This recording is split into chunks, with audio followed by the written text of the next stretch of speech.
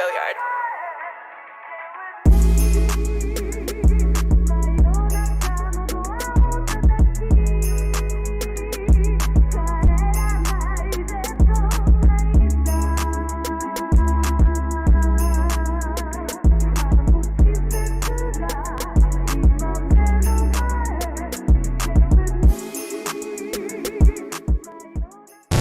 Hello and welcome to another episode of CFCTALK podcast. It's me, Alex, your not so usual co-host, or not so usual host, I should say. And I'm joined by my usual co-host in Amart. Man, thank you so much for coming on tonight. We missed our game last week in the middle of the week. Spurs, it's just, as you're going to see in the next 5-10 minutes, not too much to report, but we'll at least gloss over it in this one, and then we'll talk about the elephant in the room, our massive clash against Chesterfield yesterday. But was a pretty fun one as well. So there's definitely a lot of talking points with that one as well. But yeah, how are you, man? It's been a weird week for Chelsea, no league games or anything. So how has it been affecting the mood? Yeah, I mean, we'll take any Chelsea game, no matter what game it is. We'll take it, we'll watch it, and I think it's even good that we are even combining the two games to be fair, because the Spurs game, not really that much happened. We're in full control of that game for a very, very long time, probably the whole game, and then this one too, which was also a game that we're also in full control of. So I think combining them is the best option, though. Yeah, for sure. I mean, we'll get into it straight up. But the Spurs game, yeah, like you say, we were pretty much in control of it for for pretty much the entirety of the game. I remember us playing pretty good football. It seems like such a distant memory. It was only 4 or 5 days ago, but I think we'll remember it most when we look back at it in 5 years' time. It'll be the addition of the own goal highlight reel for Stamford Bridge again for Spurs. I've jumbled my words, but yeah, it's just another fine addition to the own goals at Stamford Bridge collection, with a beautiful own goal of Tanganga heading it onto Ben Davies' shoulder and putting it into his own net, and also with the Kai Havertz. Technically, I think the Kai Havertz first goal was also an own goal. So yeah, it deflected into it, but I think Ghost was already heading into heading the part of the goal, so he got it. Yeah, the own goal was a very beautiful team effort from Spurs. I think that was the only time they actually played as a team the whole game, because they were really, really lost. I think the change in formation also helped a lot, because I'm sure they prepared for the 3-back system, but they were met with something else. And yeah, that is what happened to them. I think they were not ready at all to handle the 4-back. Was it 4-2-2-2 that we played? Yeah, that was also very. I don't think we played that under. I think we played that under Lampard once or twice. I remember that formation for some reason. I remember that formation, and then I don't think we played that against Tuchel. I might be wrong, but with Tuchel, I don't think we played that before. But it was nice to see at least the team was working. Like like every part of the team was working. Everybody was in full control. We didn't allow them to get that many chances in, and yeah, we fully controlled that game. Yeah, I mean, 19 shots to 5, and it's just, yeah, we were always in control of that. And even when they did have a shot or for a free kick, Kepa was so dependent. It was nice to see him come back into the team, and hopefully a good sign of things to come with getting a clean sheet for him as well. So, I mean, yes, we didn't actually know. I was going to say we didn't keep one against Chesterfield, but we had our third choice keeper in for that. So we can't expect Kepa to be used all the time. You know, we got to give some minutes to our trusty third choice keeper, Bettinelli. But yeah, it was a nice one to get the clean sheet from him, and overall just such a solid game from us. Like, I know the past last month or so, pretty much ever since Juventus, we've looked like our attack have just not been particularly clinical, and things just haven't really going our way. But this seems like and with all the injuries and things that have come up with, I mean, losing both of our first choice fullbacks or wing backs, and it seems like we have a new injury list addition in terms of defense from our defenders, at least every single week. it's a pretty good fix, I think, for in the meantime. And who knows if it keeps working, don't change it. I think this just proves that December is a curse month for Chelsea. December is a curse because January has gone pretty well with the 2-2 Liverpool game, and then the Spurs, and then Chesterfield. It's going well. I just hope it goes well to the end because we're on a good run now, and I hope it continues. There's no Premier League game until after Spurs, right? Yeah. The second leg, so we can focus on these games and win all three if possible. We've already won two, so we win the third one too and just move on. Yeah. And what a 2022 it's been so far for Saul. Oh man, the guy has just looked, I don't know what it is. Maybe the Lukaku saga just kind of did something for him, or just he really wants to stay all of a sudden, or I don't know what's gone on with him, but now all of a sudden he's looking like a really confident, assured player, and it looks like Tuchel's kind of, I know it's only 3 games, but it kind of looks like he's fixed him all of a sudden after 4 months of dross. But so you definitely love to see that. But at the same time, I mean, it's only a Spurs team that have not been particularly great and a non-league team, so probably still too early to call on that. But it's definitely a massive improvement on how he was playing last time, or for the in December and previously. So we'll definitely take those little wins for sure. Yeah. I think our team wouldn't be as thin as it was during with injuries if he was playing like this already, because even though we had injuries, a lot of people didn't think about Saul playing or coming in to replace either Jorginho, Kovacic, or Kante. We didn't think of it at all. But after the Spurs game, a lot of us are considering that as an option. I'm sure Tuchel himself is also considering that as an option, and probably because he knows that there's the winter window and he might be sent back to Atletico Madrid anytime soon. So maybe it's helped to up his game. But whatever the reason is, I'm just happy he's playing well, because a lot of us were excited when he joined. A lot of us, I've not seen Saul play that much in recent years, but I remember him playing in the past, and he was a very, very good player in that Atletico Madrid squad. But over the years, he's not being used as frequently. But a lot of people, I remember there was a lot of hype around him. There's a lot of excitement around him, and he hasn't really lived up to it. But the Spurs game, like, he fully controlled the game. He was like, that was a masterclass performance, to be honest. And Tuchel's Conte's press conference afterwards was so bizarre. Like, he was making an excuse that we spent a lot of money after the Champions League. That's why we're good. We spent a lot of money. Spurs didn't spend that much. But when you look at the game, Saul was the man of the match. Saul came in on a free. And the one that we spent a lot of money on wasn't even that effective in the whole game. Lukaku wasn't even that effective. So I don't know what his excuse was, why he made that excuse in the first place. But yeah, Saul didn't cost us a thing. So we did spend a lot of money on that. Exactly, right? It's just Lukaku, now that he was back from his well-earned rest for Liverpool, it's like, it makes no sense that he was definitely not one of the reasons for winning that game. At least there was absolutely nothing to report from him, at least. But he kind of at least made up for it against Chesterfield as we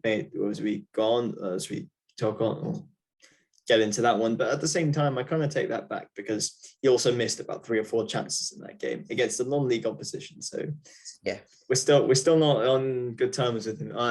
Personally, we got to some extent, you got to forgive him, but he's still got a lot to prove, I think. But getting back into Spurs, at least, though, I mean, other good performances I thought from Sarr as well as Ziyech. Like, we talk about Ziyech, I'd say, but he had a good. It's a shame he got robbed for the assist for the second goal. Damn, they had to have 2 deflections. What a shame, man! What a shame. Yeah, at least he could have got. He got the pre-assist for their own goal somehow. But pre-assist for the own goal whilst being the last Chelsea player to touch the ball. Lovely. That's good. But he looked solid in general. Ziyech was fantastic, man. Like, he was. I think we're talking before the game. I was saying that one of the excuses, one of the reasons, probably he wants to do it to hurt the Moroccan coach because he didn't pick him for the AFCON squad. So he has gone into beast mode because some of the passes he was giving against Spurs was just fantastic. Like against Morocco, he was the one doing that. He was the one scoring penalties, scoring free kicks, like taking all those responsibilities on. But it's going to be interesting how they fare without him, to be honest, because they've not really fared that well without him in the friendly games that he wasn't part of. But we'll see. But it's benefit to Chelsea in the end because they didn't call him and he's playing so well for us too at Chelsea. So we'll take it. He was very, very good. There was this one pass that he put on a cushion for Werner, and Werner missed that chance. Man, like it was like that pass deserved a goal, to be honest. I don't know why Werner decided to chip that ball instead, because Werner is usually the one who goes for power instead of style. Havertz is the style guy. You are the power guy. So why didn't you kick it or place it properly or add some power to it? But you decided to chip it in. That was very easy for Lloris.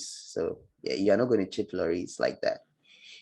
Yeah, I'm kind of missing that from team. Like I remember for Leipzig, like you say, he would score so many goals just with outright power, and now he just doesn't. He doesn't really seem to shoot it. Whenever he shoots, he just doesn't really seem to have any venom in his shot at all. And it's really annoying. So really hope he kind of gets back to that somehow. I mean, against Chesterfield, he did, but he was about half a foot out. So it doesn't really matter if he did or didn't put too much power on it.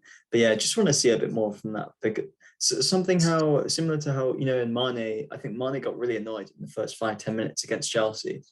Yeah, he had the red card or almost red card against Aspi. He was just a little bit riled up, I think, by some of the referees' decisions. And then when he went through and he absolutely lashed the shot in with his weak foot as well, and not even Aspi couldn't even stop it. Just kind of missed that kind of, that. I guess we don't attitude. We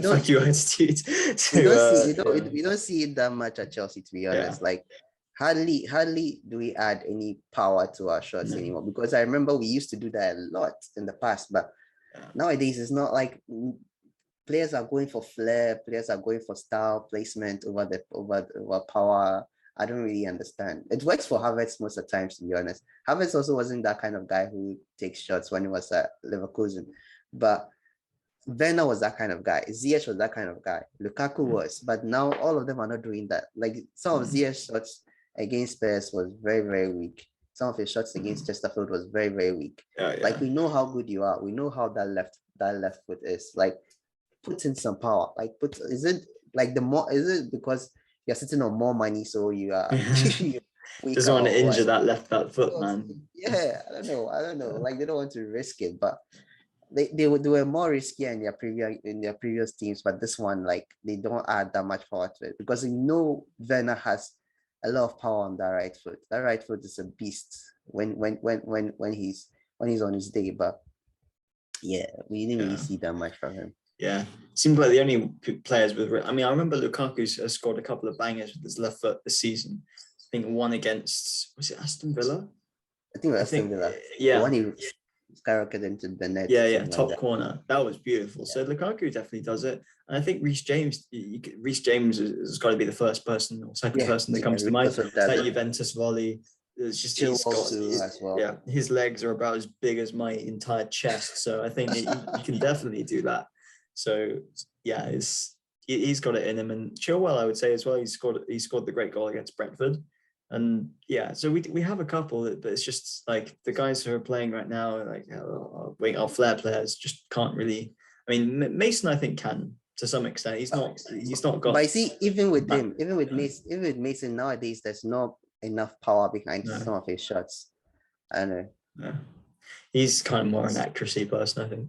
But yeah, it's a shame, but it's just something to work on. I hope in terms of bringing players in, that's something we look for, because yeah, we don't really have. I mean, I was going to get into the Chesterfield goals, but I'm getting too far ahead of myself. We'll try and wrap up on Spurs, because there's not that much really else, because it was just a really confident display from us. But yeah, as well as moving on from shot power in general, as our own little chapter.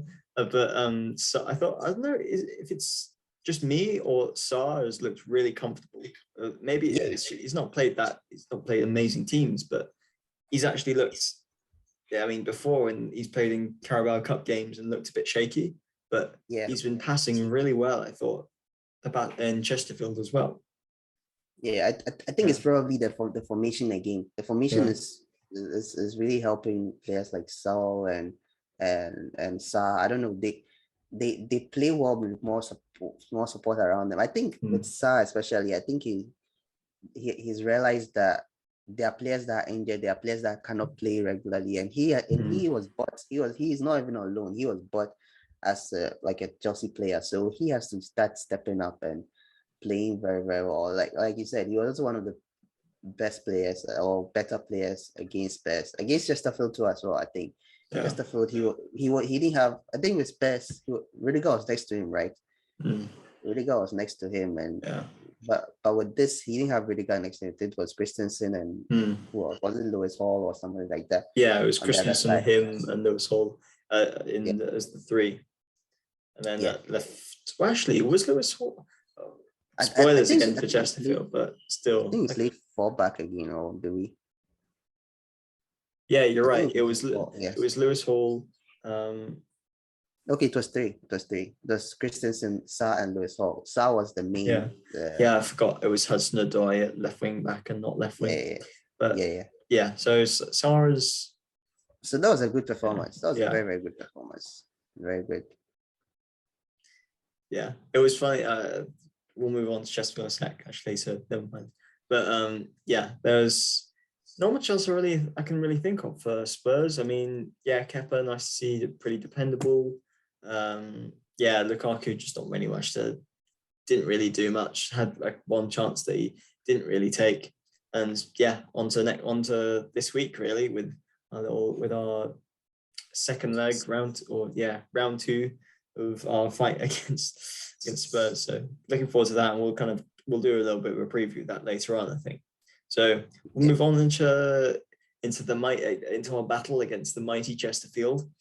I actually went. Funny fact, I actually went to Chesterfield in June to see an old school friend of mine, and it's just what you'd expect from a Midlands town. It's kind of like Derby, but I guess then again you haven't been to Derby, so that doesn't really help. But imagine a town that's not quite as nice as London and much smaller. That's Chesterfield. That's pretty much every town in the Midlands, I think. But an interesting lineup, I gotta say. It was so funny on Twitter before the game. Everyone was saying, "Oh no, isn't it Hudson-Odoi right back? Is it going to be another position to add to his collection? Are we going to have Lewis Hall at left back and then Hudson-Odoi right back?" But no, it was a back three, and it was a pretty attacking. I mean, you had your youth, you had third choice keeper, but Pulisic, Lukaku, Werner, we're not messing. We're not messing with that. I mean, I felt really bad for not even bad. I think I felt sorry for the Chesterfield team when I saw the lineup, because I was really thinking that because it's Chesterfield, no disrespect to them, but because of that, I thought we're going to use a lot of youth players.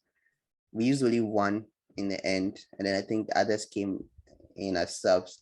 But I thought we were going to use a lot of youth players. But when I saw the lineup, I'm like, imagine you're the coach of Chesterfield and you see this. You see Pulisic, Lukaku, Werner, Kovacic, Ziyech, Christensen, all started. Like Callum all started against you in a FA Cup. Was it round 5 or round 4?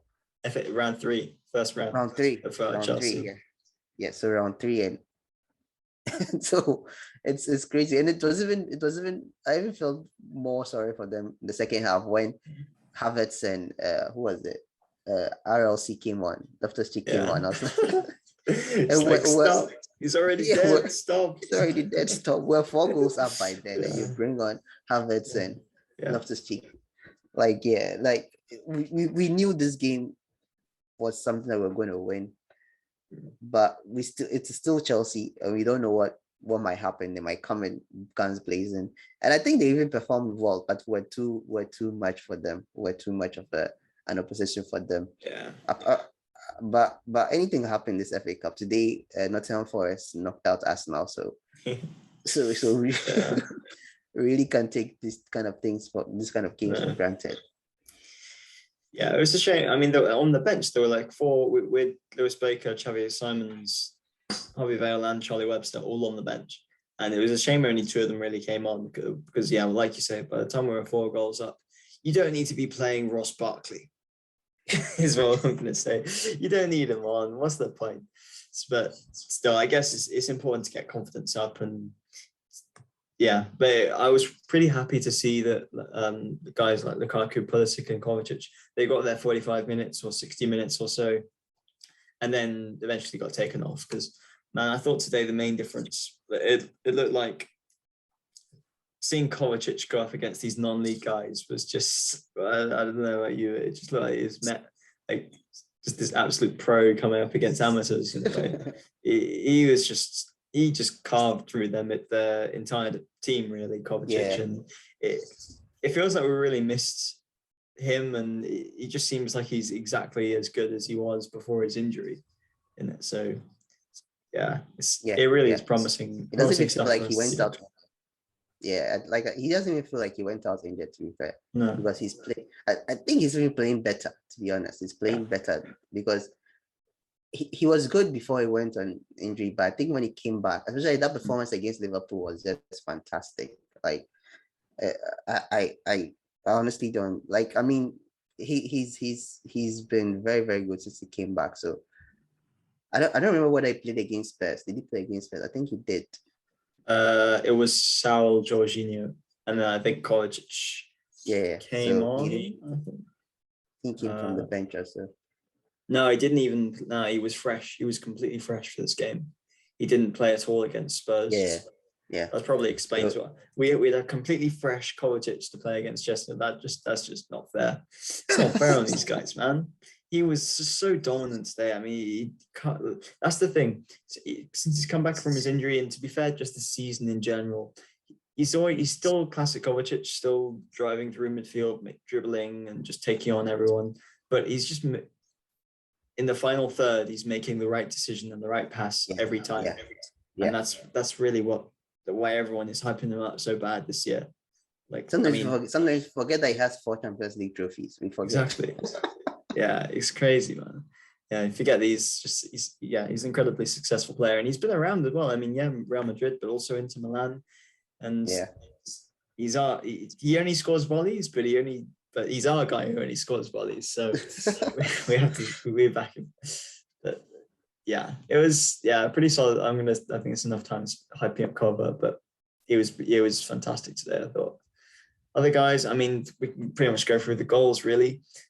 I'm not gonna. I don't want to hammer Timo or anything because he's back him all the time. But it felt like, and it was really nice to see him get his goal. Good positioning for him too. But I thought yesterday, he just he couldn't really. It seemed like everyone else or most other players in the team had like standout moments, and they had some really positive impact at least.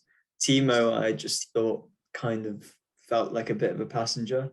And he didn't really, but it was like he couldn't, maybe it was a tactical thing, the fact that they were pretty far back, he couldn't really get in behind and use his pace. So it's not really a game for him, but he didn't look like he really belonged on that pitch, really. I know it's a bit harsh, but that's just what I saw.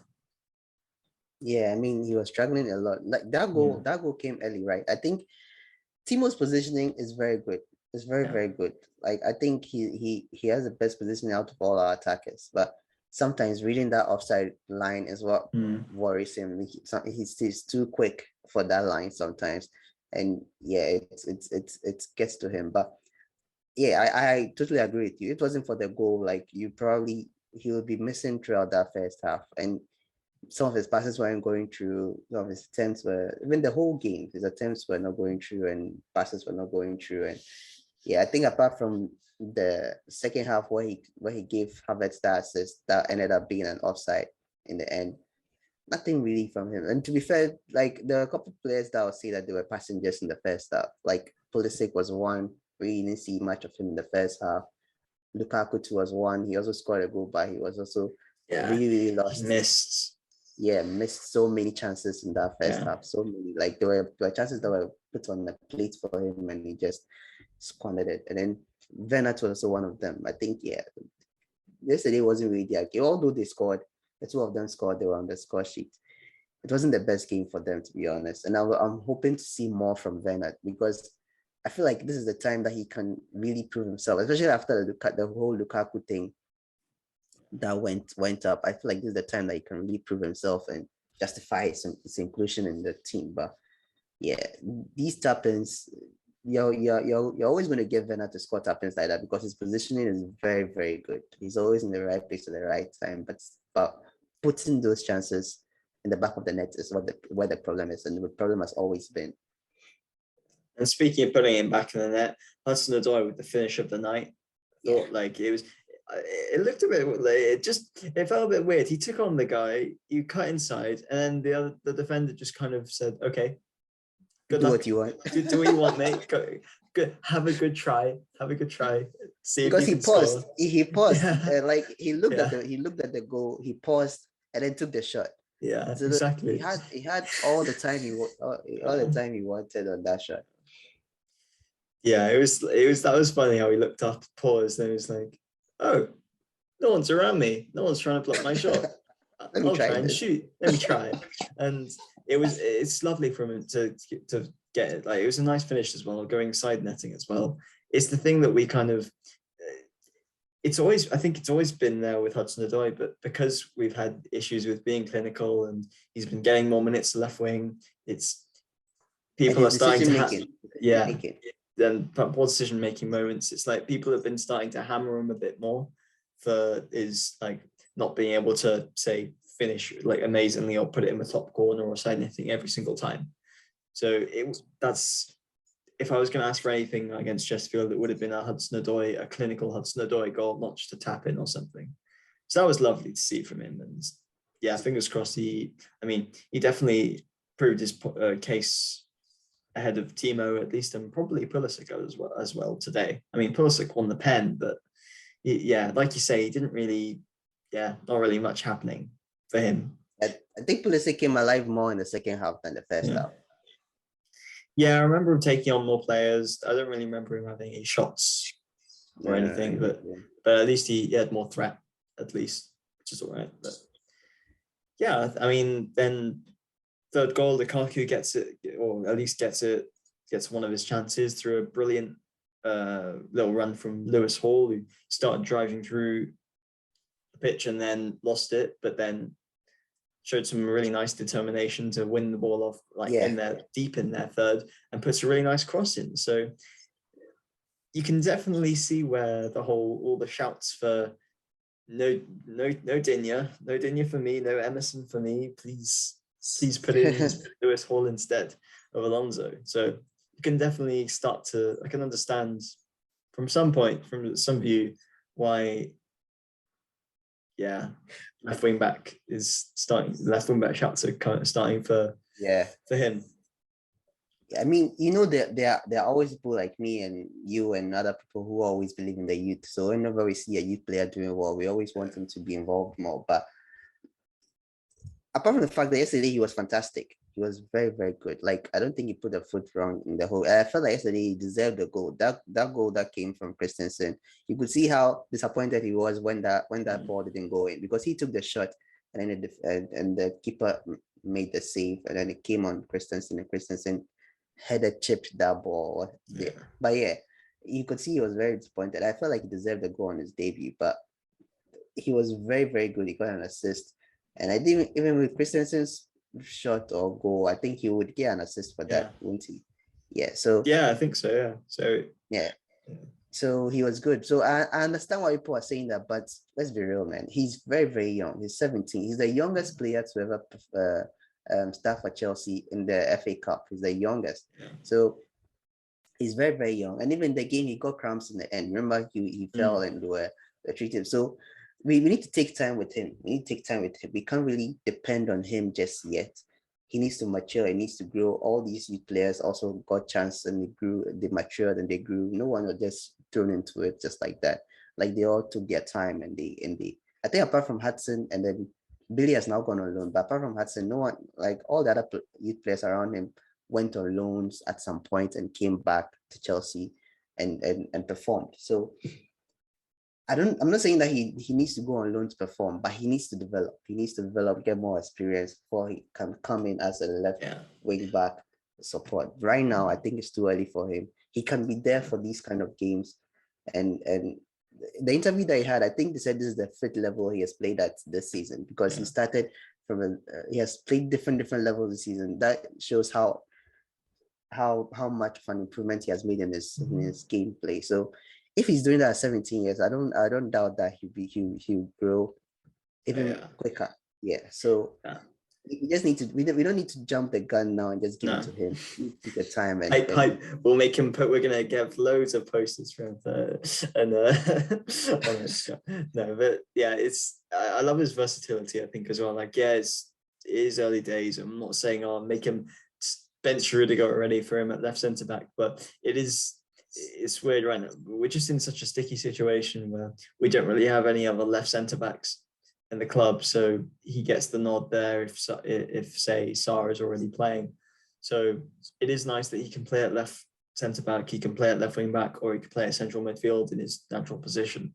So yeah, it's definitely good. It'll definitely be good to have around the team, particularly as, I mean, unless our injury situation gets better somehow, unless we do some magic anti-injury rain dance or something like that, and everything starts to work out, we'll definitely need him around the team. So yeah, that was definitely a highlight. That I'd say the main highlight of Chesterfield. And yeah, Andreas, it was nice to see him. I think pretty much basically get the assist for Andreas's goal. Beautiful chip shot header. It's crazy to think that's only his second goal for Chelsea. He doesn't score normal goals. He'll never score normal goals for Chelsea. It's only a volley in the Champions League or a chip shot header. Yes. And then the fifth one as well, Pulisic with I had to laugh, I think, at that penalty. It just is so it reminded me of like playing in the football leagues in South Wales here, about how silly people are with challenges, and it looked like not an amateur, because I'm sure the guy it's semi-pro professional level, but it was just funny to see. You just don't see that kind of penalty getting given normally, or happening. It looked like those kind of games that you play on Sunday, like those Sunday league games. And those kind of, because even here in Ghana, we have them where people get together and play Sunday games. They have this kind of small teams and they play on Sundays. And you can see that they know that the tackles they make have no ramifications, have no serious ramifications. So they make some crazy tackles, some necessary tackles. They're like, F it, let me do it. Because Pulisic got over him, like got past him, and he just threw himself in front of Pulisic. I don't see that happening in a Premier League game ever, because that is a very risky thing to do. Like you either attempt to tackle the person but he just threw himself in front of Pulisic, and it was a clear penalty. Clear penalty. Yeah, nicely taken as well from Ziyech. It was the keeper was unlucky, I thought, because Ziyech went for a lot of power, but he went for the same side that the keeper went for, and just low. Really, it went under his glove, which was unlucky from him. But love to see it from Ziyech getting another goal and just continuing his good run of form. Really, recently, it's just nice to have at least one of or a couple of our attackers are doing well, at least with Cho and Ziyech. Everyone else kind of seems to be letting us down a bit. But after that, nothing really much happened too much. I mean, we brought on our finisher, Ross Barkley. Game finisher. Yeah, game finisher. Yeah, not to kill off the game or anything. Game was dead, but just to make it nice and boring, and just to remind us of just to give us a taste of that lovely decision-making ability of his. That I won't lie to my viewers. Stepovers. I won't lie to my viewers. I turned off the television once Ross Barkley came on, not completely because of Ross Barkley. I had some other things I had to go and do. Knew the result was done, but from what I'm reliably informed by yourself and through people on Twitter, it was just pretty much a show of Ross's interesting decision making, and the game just kind of died out from there. And then the real highlight of the moment's highlight from the game, Chesterfield scoring, was a pretty nice sight as well. Apparently everyone in the stadium like celebrated, and that's what I Chelsea saw. fans. Yeah, everybody, like the Chelsea fans were happy with the Chesterfield fans, because apparently those who went, they said that the Chesterfield fans were very, very nice. They're friendly. They weren't rowdy fans. They were cheering their team on from beginning to the end. So even though they got 5 past them, they were still cheering on their team. And they were when you're even watching it, you can tell, because at the end we were rather scoring at their goalpost where most of the fans were. So whenever the Chelsea fans were there, you could hear them chanting, you could hear them shouting, you could hear them screaming with their fans. And when that goal went, I think it was a poor save from Bettinelli, to be honest, because I think he could have done better with that save. But the ball was essentially going underneath him, and he got fingertips to it and diverted to Akwesi Asante, and he scored. And it was just and I think this commentator said something, that he's been out for a while. The person who scored, he's been out for a while, so like he's back in the squad just recently, and he scored this goal. So it meant a lot to him. It meant a lot to the fans too as well. So like you said, that was the highlight of the game. It wasn't even our goals. That was the way they were jubilating. If somebody just came in and watched that, the person would think they had either won the game or they had scored an equalizer. So it was fantastic. And I was disappointed that we couldn't get a clean sheet. When I saw them celebrating, I saw the other Chelsea fans celebrating, I was like, they deserve to go home with something at least. It doesn't, the deficit doesn't really matter that much. So exactly right. These guys have come down. It's over a 2-3 hour. It's pretty much a 3-hour train down from Chesterfield, and it's just a great day out for them. So I completely understand the Chelsea fans cheering them on. They deserve to goal at the end of the day. That's what the FA Cup is all about, particularly in the first couple of rounds. Did you see their tweet? No. They tweeted all caps. We just scored against the European champions. That's nice. It's nice to see. In all caps, they were so hyped. They were so hyped because there was a load of other stuff that Chelsea, as part of the game, they've done a load of extra stuff in the academy. So they invited loads of Chesterfield youth players down to Chelsea to train with them. Oh, okay. And they invited loads and they gave all these youth players tickets to the game. And they also invited the Chesterfield CEO down, opened up the trophy cabinets, let him pose with the Champions League trophy. So it was just a really nice touch, I think, from the club, particularly for a National League team. I don't think we'd be doing it with Spurs, but for the National League team, it's a once in a lifetime thing for them to at least play. To be fair, maybe not so with the way that Chesterfield, like, it's particularly emotional for them because they've been, for the past 5-6 years, they've been on a pretty downhill spiral. Oh, okay. And only recently they changed management during the pandemic.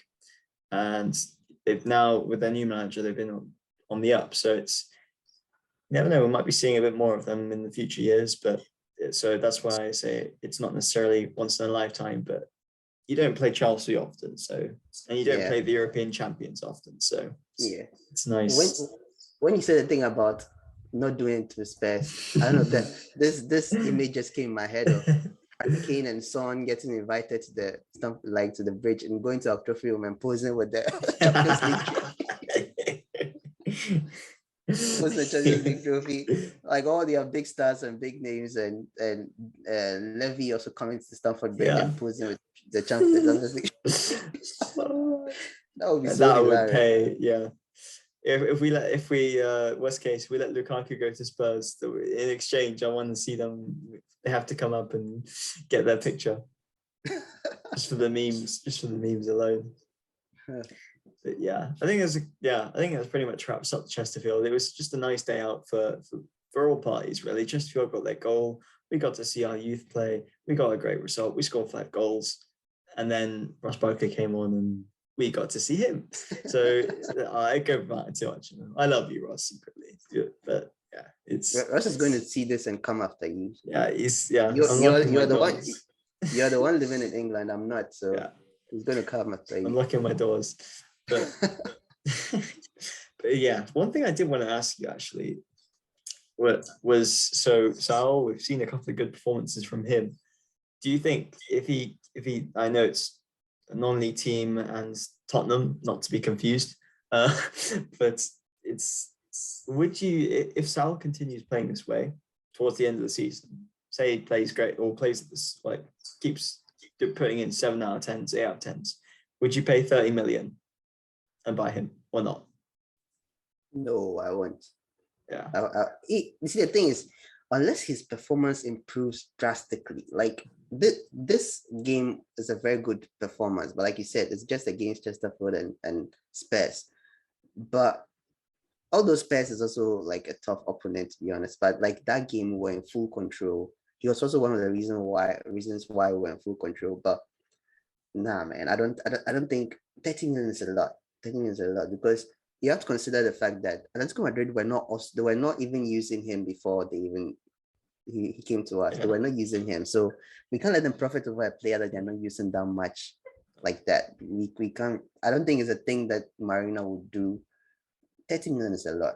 It's a lot of money for Saul. So unless he performs very, very well, like Kante levels well, I don't see, or even Kovacic or Jorginho levels well. I don't see us buying. Probably, like you said, if the performances are good, Chelsea would consider buying him. They will, but we've seen him play in the past in the Premier League and stuff like that. Let's see him take this performance against a Man City, against a United, against like these kind of big teams in the Premier League. If he's consistent like that, but I still think 30 million is a lot. It's not my money, but it's a lot. Yeah. It's a lot. Yeah, and when you think about it as well, there's 30 million that could be used towards our long-term midfield targets in Declan Rice, Tchouaméni.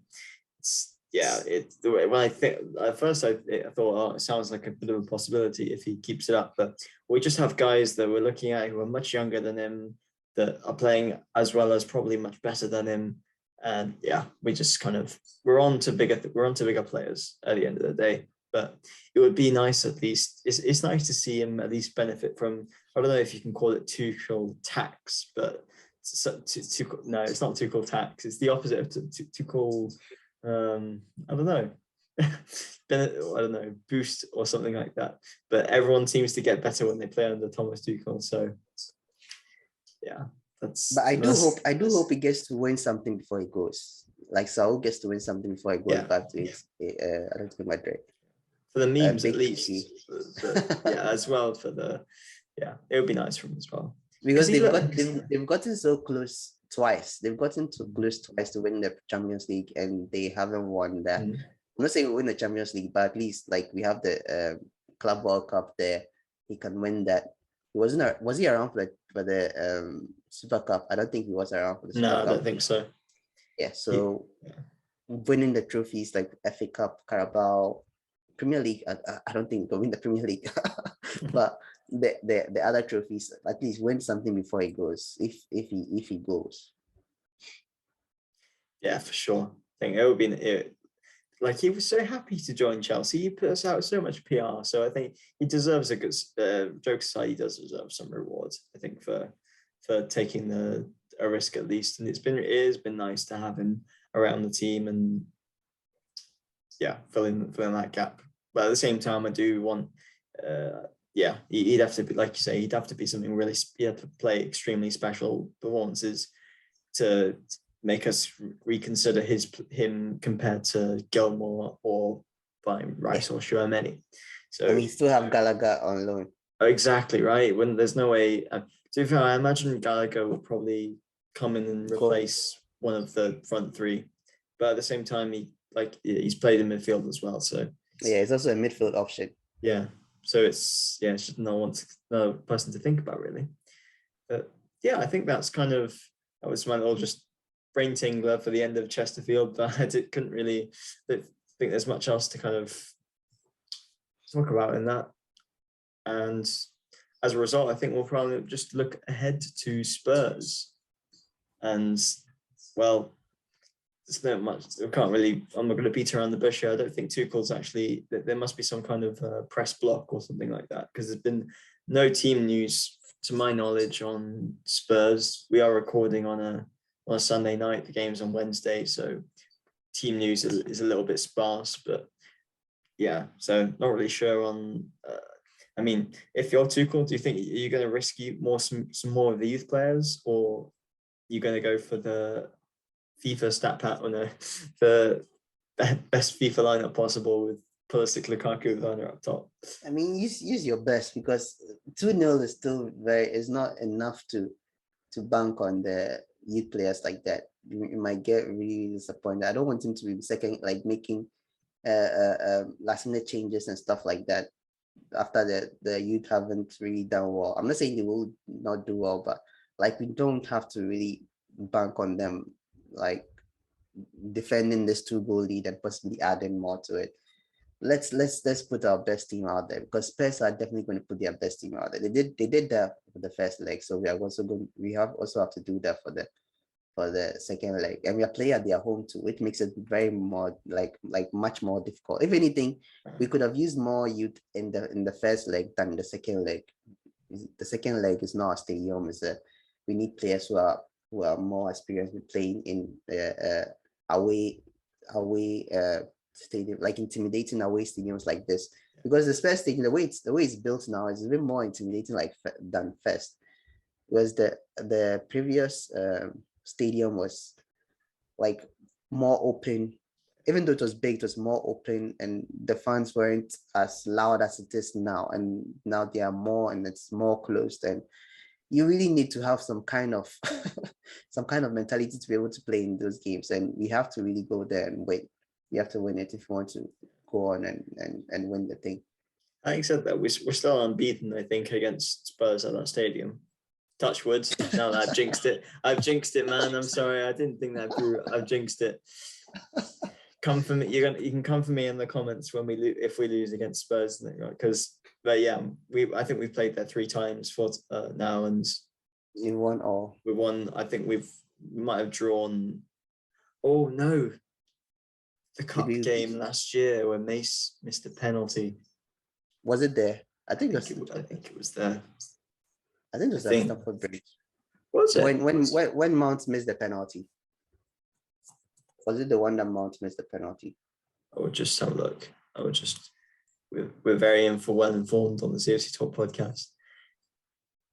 It was there. No, it was at Spurs. It was there. I remember because the image I remember is Jose Mourinho and his assistant skipping into running and skipping into their training room. I remember that at the end of the game, they were holding each other like this, and they were jumping, they were skipping, they were happy. Yeah, I remember it was there. Yeah, it's actually crazy to think we've lost only one of our last 8 against Spurs. But then we had our under Sarri, we lost both. We lost under Conte. Basically, at the end of Conte and the start of Sarri, we lost like 3 times in a row to them. Yeah, and ever since it's been. I'm sorry, just in case someone comes through the door. So we've got a decent record against them, and hopefully it continues at least. I mean, just no League Cup from last year shenanigans, please. No penalty shootout. We don't need that stress. I don't know if it's if there's extra time or not, but just please no stress. I think this one will go to extra time, I think. Because, what I mean, why did they even change it? Because I remember Carabao Cup at this stage in the past, it wasn't 2 legs, was it? Was it always 2 legs? I don't think it was always 2 legs. I think about League Cup. I remember. Yeah, I think it's always been like that. 2 legs. It's always been like that. Oh, okay. I can't really remember, but I think. So they have to go and do it. Yeah, as long as it You just have to stat go. pad the clean sheet, 10 at the back, all our youth players, and of course Sarr and Rudiger at the back, just marshalling it all. Can't go wrong, Yeah. I don't think. Sa really kept Kane quiet in the Oh, first yeah. game. He did an excellent job keeping him quiet in the first game. I hope he continues to do that. I wouldn't mind seeing the same lineup for the away leg. To be honest, I wouldn't mind seeing it if Kante is fit to put him in as well. We need our best play. No, don't put Kante because we have City next. So it's like two little let's keep shoulders. Play Kante, yeah. don't play Kante. No, we have. I forgot about City. Let's keep Kante in the freezer if we can. Let's keep it. Let's keep his legs in the freezer for this game, and then use Kovacic and Saul or Jorginho and Saul. One of them. It's just about using the least number of our first starters really in this game, whilst winning is the main thing really. So to be honest, I wouldn't. I mean, I'd play Sarr. Thing is, we don't really have a choice. I mean, Chalobah's still out, I think. Yeah, I think yesterday I saw Bill Silva's Instagram. Thiago Silva tested positive, negative now, but he still has to rest for some time before he comes back to play. But Thiago Silva is negative now. Who else? Oh, to be honest, I think I'd probably play Lewis Baker. Sorry, not Lewis Baker. Lewis Hall. Again at left centre back, because we just kind of have to really. I don't really want. I mean, Rudiger, I'd rather just like again keep him in the freezer. He's not injury prone or anything, but still, we can't afford to not have him against City. So just keep him safe. Play Sarr and then play Christensen as well. Yeah, is Aspi still injured though? Because he got a slight knock. I think he got an injury after the Spurs game. So I don't know whether he's back. Unknown. Because like you said, we've not heard anything about the team so far, so we can't really tell. But I think the Chesterfield game was one of the first games in like 2 months that we've gone without any player getting injured or anything, which is crazy. Absolutely love to see it. Yeah, it's like, it's crazy now. Pretty much every single game is something new. Even though technically Lewis Hall had cramp, so I count that. Yeah. I count that. It's enough. That's just fingers crossed. Now we get out of Spurs with just no more injuries, particularly to I don't want particularly to the guys just coming back like Kovacic. Just please stay safe. Just stay fit. Stay fit, because we're gonna need to play Kovacic Kante against Man City, I think. So it's nice as well to see Georgie Georgie played against Spurs, so I definitely wouldn't play Georgie against it in this game, to be honest. I'd go Saul and maybe Kovacic, I guess. Because would you go with the 4-2-2-2 formation again? Oh yeah, I think so. I would probably. Yeah, I think so. It's just we don't have enough defenders, really. We don't have enough defenders to play a proper back five, and I'd rather just. Then again, if you go with the back three, then you can just play with our wingers as wing backs. So then you use one less defender. So it's a tough one. But don't change if it's not fixed, man. Sorry, if it's not broken. Don't change if it's not broken. We beat them with a 4-2-2 last time. Keep it the same. I think one thing that also went to touch with that was an element of surprise, because I don't think they were expecting it. Yeah. But this time they will. What if they expect us to change back and then we don't? What if they expect us to not change back and then we do? Or epic 4D chess going on right now. Knowing Conte, I think he prepare for both now. He prepare for both scenarios. Like most teams do that, especially when they're playing against teams who are likely to change formations like easily. I'm sure a lot of people playing against City play with so many scenarios in mind, because they can change their teams anytime. So with this, I'm sure they'll be prepared for both, but it works so well. Like, I agree with you, man. It works so well. So let's still go with it. Exactly, man. Looking forward to it though. And I think that concludes our I don't really have much to add, I think, for Spurs, unless you got anything to say, Amart, but I think it's time to call time on this one. I think. Anything to say? Any last words? No, I promise Amart will be fine after this. We're not getting to say proper any banners and asterisks at the bottom. Don't worry, you'll be fine for the next episode. But yeah, cheers Amart for this. It's been a really fun one to, I think, to kind of properly digest just a really positive day out at Chester, or not day out, we were at home, day at or playing Chesterfield, and just a really I'd say if I could describe it in one word, it would be wholesome. A nice wholesome win against Chesterfield. Yeah, it was nice. It was nice for us to even score that many goals, because we rarely score that many goals. We score 1 goal or 2 goals and we sit back and defend throughout the whole game. So it was good for, like, the players saw that they could score more and they were attempting more chances and scoring more goals, which is good. We should do that against teams in general, not just playing against Chesterfield. Let's do it against Man City. Now, a bit more realistic Tottenham at least, and we could at least try and. Now, I think once we go a goal or 2 ahead, we'll probably sit back a bit. But against City, other games we can't. I think Brighton this month, it would be nice at least. Because we could have done that against Liverpool, we didn't do it. Whichever when it was 2-2, the second half was so boring. Like, the only chance I remember from that second half was Pulisic's chance that was saved.